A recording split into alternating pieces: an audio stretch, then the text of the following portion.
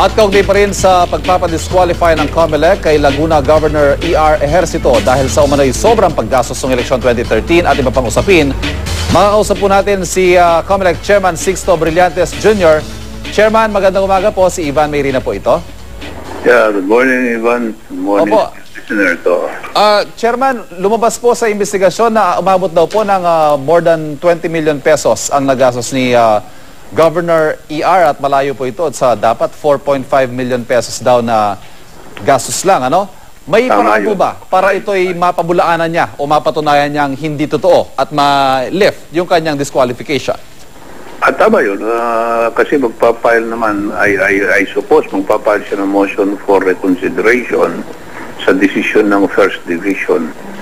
So, aakyat yan Justice Commission and Bank at titignan namin yung kanyang depensa. Pwede namin i-reverse yan kung mali ang First Division. Pero kung tama naman ang First Division, pwede naman namin i-sustain at tutuloy namin yung disqualification niya. Chairman, tama po ba siya ang kauna-unahang opisyal na disqualify for overspending? Yeah, since 1987, under the 1987 Constitution, yes. Opo, siya ho yung nasampulan, ano? May mga comments po, I hope you can comment on this, Chairman, na this is too much of a coincidence. Parang yung mga kalaban daw ho ng, o hindi kaalyado ng administrasyon, sila yung medyo napag-iinitan sa mga panahong ito. What can you say about this, sir? Yun, wala ho kami pakialam kung sino tinatamaan. In fact, sinasabi ko nga lang na siguro hindi lang napapublicize, pero 10 days ago, pinail lang ho namin ng election offense yung incumbent governor of Antique, si Governor Ezequiel Javier. Liberal yun. Aha. Election offense ho ang sinarge namin sa kanya. Criminal. Aha. Mabigat pa dahil pwede siya makulong doon. Disqualification lang ito, administrative lang ito kay ER. So wala kaming pakialam kung anong partido, kung sino tatamaan, basta may violation ng election law, hindi ko namin pinagbibigyan.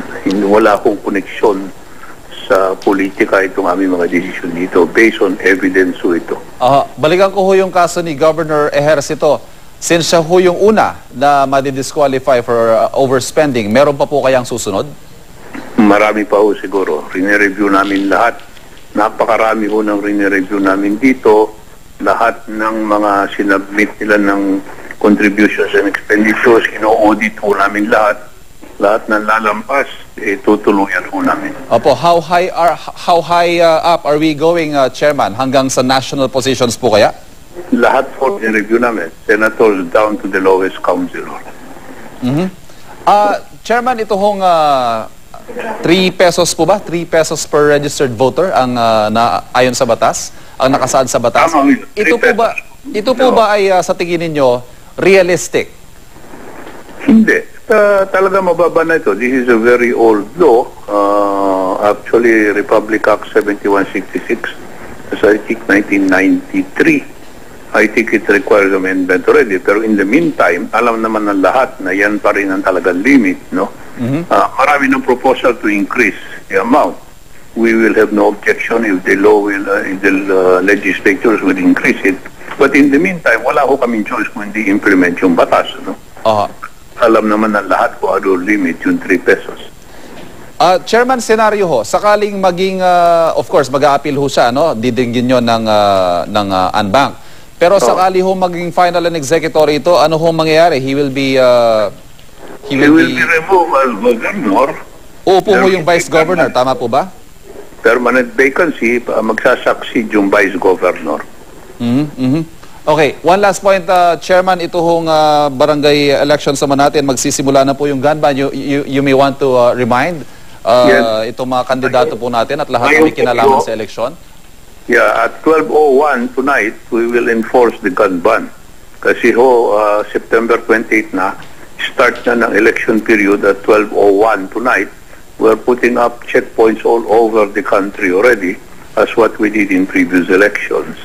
So mag-umpisa na ang gun ban at marami pa mga ibang prohibitions like details, promotions, reassignments, all would require the consent of the COMELEC. Pero yung gun ban i-enforce na namin ngayong gabi. Maglalagay na kami ng mga checkpoints. Chairman Brillantes, maraming salamat. Magandang umaga po sa inyo. Thank you.